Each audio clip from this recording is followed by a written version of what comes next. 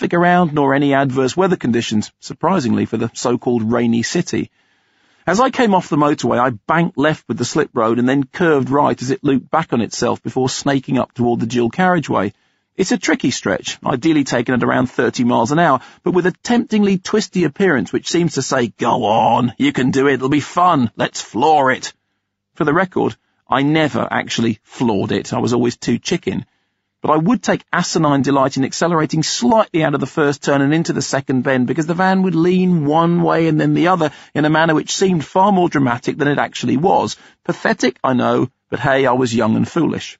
Nowadays, I'm old and stupid. So it goes. Anyway, as I came into the second bend, something happened. For years, I would assert that the load shifted in the back of the van, which indeed it did, toppling awkwardly from one side to the other, and thereby briefly unbalancing the vehicle. Recently, I've come to accept the more shameful possibility that I was actually checking my hair in the rearview mirror and was temporarily caught off guard. Whatever, the result was the same. The van wobbled and I overcorrected with the steering wheel, causing it to slew. The back of the van swung out and the whole vehicle started careening gracefully toward the restraining barriers on the outside rim of the road. Although I wasn't actually going very fast, the rear end of the van had a fair amount of weight and it thwacked into the barriers, striking the offside corner with a rubbery thud. Now, if you know anything about motorway barriers, which I didn't but do now, you'll know that they're designed to be flexible, to absorb the shock in the event of being struck by a van load of city lifes. In my case, the barrier absorbed the shock extremely effectively, but then, like some oversized guitar string being plucked, appeared to twang back against the van, swatting the rear corner away like a fly and causing the front offside corner to perform an almost identical pluck and recoil maneuver. Baffled, but still moving forward, I hit the brakes, which simply put the van into a skid and sent it lurching back across the carriageway toward the opposing barriers, upon contact with which it conducted another vehicular hokey-cokey, putting its front end in, its back end out, in, out, shake it all about and turn around, while in the cabin I went all knees bend, arm stretch, rah, rah, rah. By the time the van came to rest in the middle of the slip road, I had managed very effectively to knock 7 bells out of all 4 of its corners, prompting the question upon my return to the City Life office, which direction were you actually travelling in when you hit the barriers? From the look of it, the van had been at the centre of a complicated 4-way pincer movement in which the entire motorway had risen up from north, south, east and west and struck the unsuspecting vehicle from all sides at the same time. It was pretty impressive. In the wake of the van incident, it was decided that I could probably do less damage behind a desk, and since I'd been promised some writing assignments when I first came on board, it seemed the right time to let me loose in the pages of the magazine. The first major piece I filed was an interview with Douglas Adams, who was in town to promote the newly published scripts for his Hitchhiker's Guide to the Galaxy radio series. I was a huge Hitchhiker's fan and grilled him with the intensity of a sci-fi stalker, which he seemed to find at once flattering, annoying, and unsettling. As for my prose style, I'd graduated from writing like a tea-boy at the offices of the NME to minister in charge of paperclips at the Department of Pedantic Dullardry. I saw this as a huge improvement, and indeed, pedantic dullardry remains a touchstone of my journalistic endeavours to this day. The first film I reviewed for City Life, and therefore my first ever properly published film review, was of Dan O'Bannon's workaday horror spoof The Return of the Living Dead. A cheeky riff on the legacy of Romero's Night of the Living Dead, this splattery romp was played broadly for laughs. In the US, Return was released with the self-parodic tagline, "They're back from the grave, and they're ready to party," whilst in Germany it was retitled Verdammt, die Zombies kommen, which roughly translates as, "Oh crap, the zombies are coming." The film was flawed, but the gruey special effects were fun, including reanimated bisected dog corpses and various undead dismembered limbs. Apparently Texas Chainsaw Massacre director Tobe Hooper had at one point been planning to film it in blood-splattered 3D, a format which had experienced a fleeting return to fashion in the mid-80s with the spaghetti western Coming At Ya, followed by the schlocker sequels Jaws 3D, Amityville 3D, and most famously Friday the 13th Part 3 in 3D. Today, we're all being told that 3D is the future once again, thanks to a string of flashy kids' digimations, Monsters vs. Aliens 3D, Bolt 3D, Toy Story 3D, Ice Age 3D, Cloudy with a Chance of Meatballs 3D. scrungy horror throwbacks, My Bloody Valentine 3D, Scar 3D, pop concert films, U2 3D, Hannah Montana 3D, the Jonas Brothers 3D, and big-budget fantasy adventures, Cameron's Avatar, Spielberg's Tintin, etc.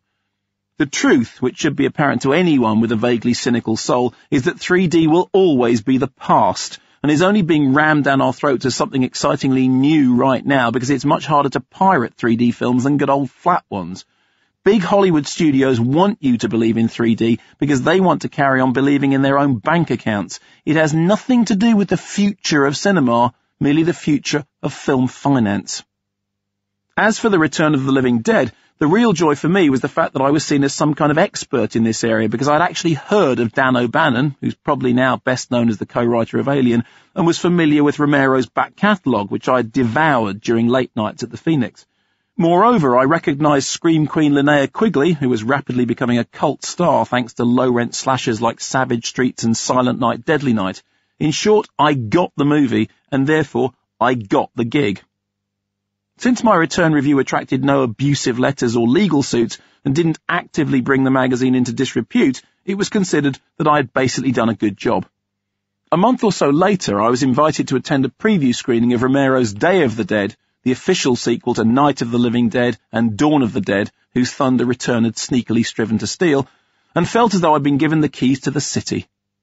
Despite the fact that I'd had precious little published, I now viewed myself as a fully fledged film critic, ready to swap pithy cinematic epithets with anyone and everyone. I was sure of my opinions, certain of my judgment, and immutable in my prejudices, both personal and political. I thought I was the next Barry Norman in waiting. In fact, I was a mouthy, know-nothing upstart. Over the years, very little has changed.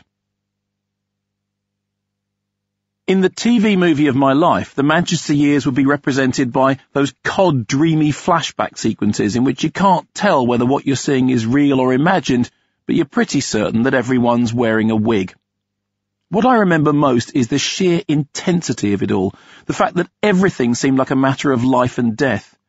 The most emotively fraught battles were in the area of gender politics, with American author Andrea Dworkin's tub-thumping tome Pornography, Men Possessing Women being required reading for concerned gender warriors everywhere.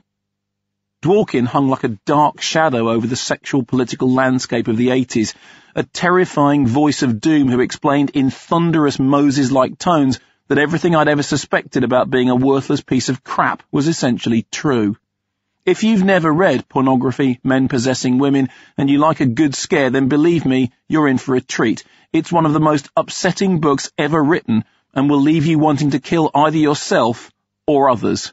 It is ferociously argued and hectoringly delivered. Leon Trotsky was a lightweight compared to Dworkin. Its central thesis, as the title pithily suggests, is that pornography is not only rape, but also the perfect expression of man's wide-ranging subjugation of women over the centuries, a weapon of war, an act of violence, a tool of slavery.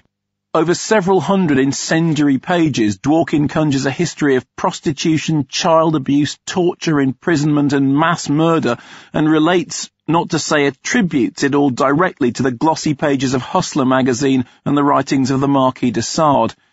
By the time she gets to the end of the book, she's describing her own soul as having become almost possessed by the demonic presence of porn and being haunted at night by gothic apparitions of vile and violent sexuality. Substantial credence was lent to Dworkin's polemic in the early 80s by her association with Linda Lovelace, the former star of the 70s porno-chic blockbuster Deep Throat, who had since conducted a dramatic volte-face and become a militant poster girl for the anti-porn lobby. Claiming that her husband-manager Chuck Traynor had beaten, threatened and otherwise violently coerced her into prostitution and porn, Lovelace published hair-raising accounts of her ordeals, which Dworkin was now helping to publicise. Together with fellow campaigner Catherine McKinnon, Dworkin even took the battle against porn to the courts, arguing that it violated the civil rights of women, with Lovelace as one of their star witnesses. Many argued that Lovelace's claims were turncoat baloney, that she'd been vociferously enthusiastic about making Deep Throat at the time, and that her subsequent renunciations were self-serving and insincere. But as someone who actually met Chuck Traynor, albeit decades later, let me say that he seemed every bit as unlovable as his former wife had suggested. When making the Channel 4 documentary The Real Linda Lovelace in 2002, I interviewed Chuck in a hotel room in Gainesville, Florida, having taken the precaution of asking our burly soundman Duncan to sit between Trainer and me in case he tried to thump me, this being a perfectly understandable response when someone asks you if you did indeed arrange for your wife to be gang-raped in a Miami hotel room before ordering her at gunpoint to have on-camera sex with a dog, as Lovelace had famously claimed. In the event, Chuck's response was far scarier. He never batted an eyelid, never flinched, nor blanched, nor recoiled, nor nothing. He didn't even deny that much, certainly not that he knocked his wife around, which he seemed to think was perfectly normal. When confronted with the worst of Lovelace's allegations, Trainer simply looked at me with "aw shucks" amusement, as if the charges against him simply weren't that remarkable. A few months after our interview, Trainer dropped dead, to the dismay of some of Lovelace's friends and relatives who declared their sadness that they'd been denied the chance to kill him themselves. As for Dworkin, who I also interviewed for that documentary and who turned out to be really nice and not at all frightening, she surely shed no tears for Chuck, who had been living proof of her thesis about the very worst aspects of masculinity. Yet whereas Dworkin believed passionately that porn represented an assault upon women, I came to the conclusion that the truth of Lovelace's life was both more complex and mundane. She wasn't the victim of porn per se, but of domestic violence. She married a man who beat her up, battered and prostituted her for the best part of 2 years, and who ironically only stopped doing so when the success of Deep Throat unexpectedly made her a star. Indeed, there were those close to her who insisted that without the celebrity which that movie bestowed, Lovelace could easily have ended up as just another dead hooker in a hotel room. If there is a moral to Lovelace's unhappy story, it seems to me to be that porn, which is neither inherently good nor bad, needs to be regulated rather than outlawed at the point of creation rather than just the point of distribution. That is something that can only happen if the industry remains legalized and open, perhaps even respectable. Having always been innately suspicious of censorship, growing up as a horror fan will do that to you, it seems self-evident to me that banning porn won't make it go away. It'll just make it harder to police. Nor will it stop men beating up women.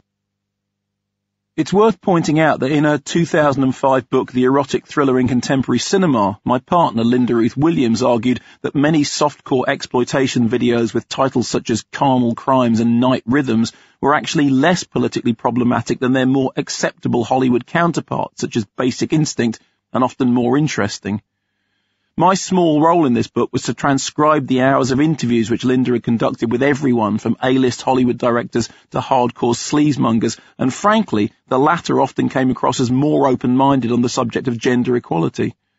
Linda's conclusion, which I have since stolen and passed off as my own, as with so much of her work, was that films which look leerily misogynist on the outside can often be deceptively subversive, while the most pernicious gender stereotyping thrives unchecked in respectable mainstream fare. This mirrors my experience of horror movies, the gaudy trappings of which often hide a level of radical intelligence which critics of the genre simply can't or won't see. But despite my early confidence about the value of gore, in the early 80s I couldn't see through Dworkin's arguments about damaging depictions of women, and as a result devoted many hours to toe-curlingly earnest men against sexism meetings which were every bit as breast-beatingly awful as they sound. We didn't do very much except sit around and despise ourselves, to which end we were aided and abetted by screenings of feel-bad movies like Not a Love Story, a film about pornography, and readings from Dworkin and her ilk. But even in the midst of all our abject angst, we believed fiercely and inarguably that what we were doing was right.